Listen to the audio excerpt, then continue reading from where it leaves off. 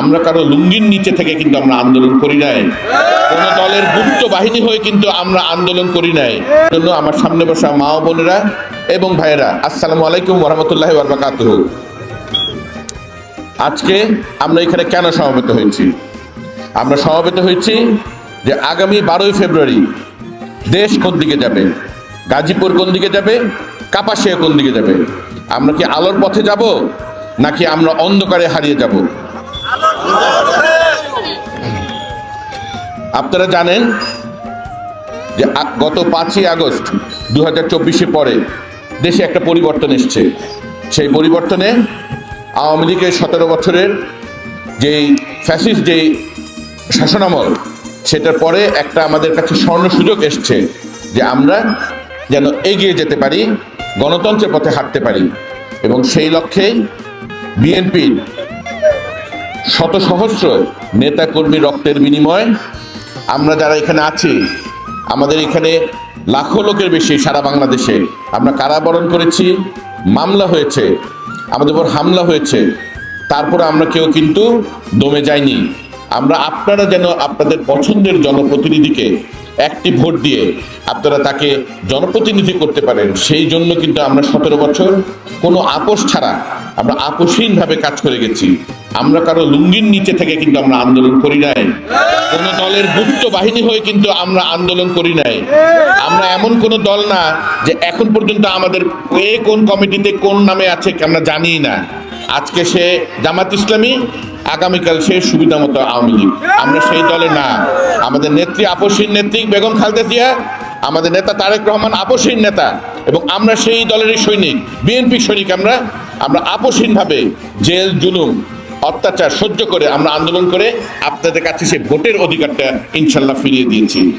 কাজেই এই ভোট পাওয়ার সবচেয়ে বড় অধিকার ইনশাল্লাহ আমি মনে করি আমাদের বিএনপি ধানের শীষে।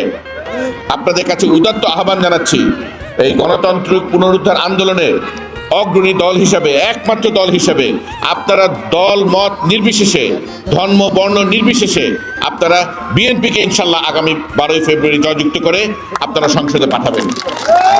প্রিয় ভাই বোনেরা, আপনারা দেখেন আমাদের চেয়ারম্যান জনাব তারেক রহমান সাহেব, উনি রাত 2টার সময় যাচ্ছেন রাজশাহীতে বা দূরে কোথাও যাচ্ছেন, বাংলাদেশের প্রত্যন্ত অঞ্চলে, ওখানে লাখো লোকের সমাবেশ।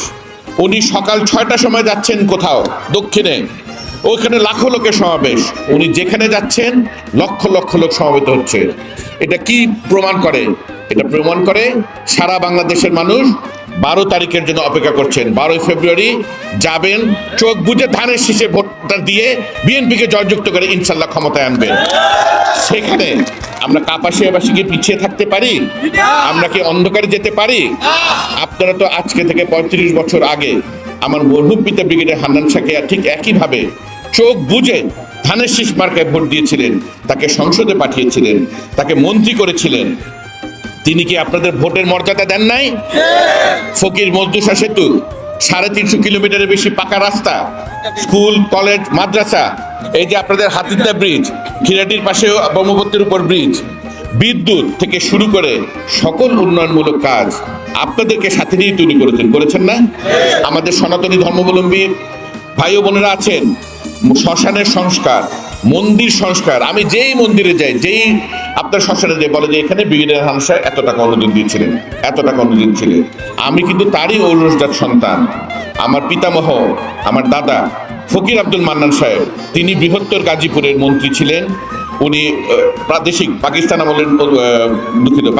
প্রাদেশিক পরিষদের মন্ত্রী ছিলেন, এমপি ছিলেন, গাজীপুরের উন্নয়নে নিরলসভাবে কাজ করে গেছেন। মূলত আমাদের পরিবার ব্রিটিশ আমল থেকে কাপাসিয়াবাসীর সাথে কাঁধে কাঁধ মিলিয়ে কাপাসিয়ার উন্নয়নে আমরা কাজ করে গেছে।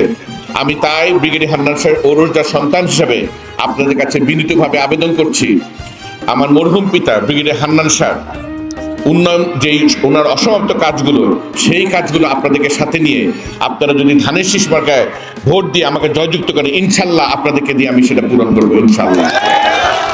প্রিয় ভাই ও বোনেরা, আমি প্রার্থী হিসাবে আমাদের নেতা বিএনপির চেয়ারম্যান জনাব তারেক রহমান প্রণীত যে 31 দফা, সেখান থেকে কাপাসিয়ার জন্য আমি 5টি সুস্পষ্ট অঙ্গীকার করতে চাই।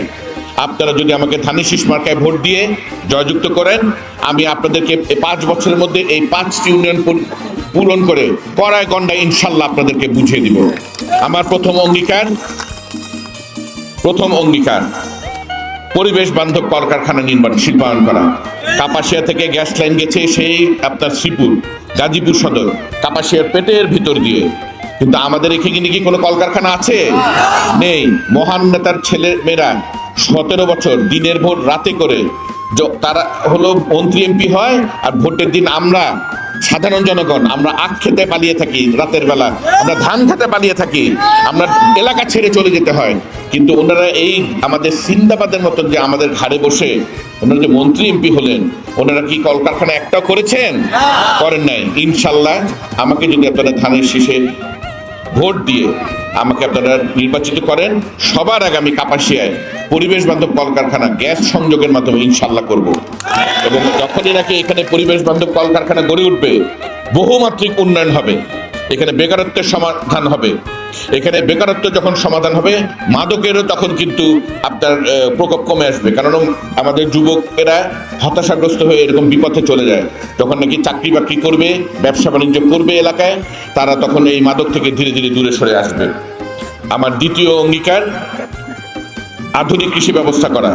আমাদের নেতা জনাব তারেক রহমান সাহেব বলেছেন কৃষক কার্ড দিবেন। এই কৃষক কার্ডের মাধ্যমে আমাদের কৃষকরা যারা প্রান্তিক পর্যায়ে কৃষক, তাদের সুলভ মূল্যে সার এবং কীটনাশক পাবেন, তারা কিভাবে ফসল ফলাবেন সেই তথ্য পাবেন, বিনা জামানতে ঋণ পাবেন। এবং ইতিমধ্যে ঘোষণা করেছেন 10,000 টাকা পর্যন্ত কৃষি ঋণ বিএনপি ক্ষমতায় আসলে ইনশাল্লাহ মওকুফ করে দেওয়া হবে।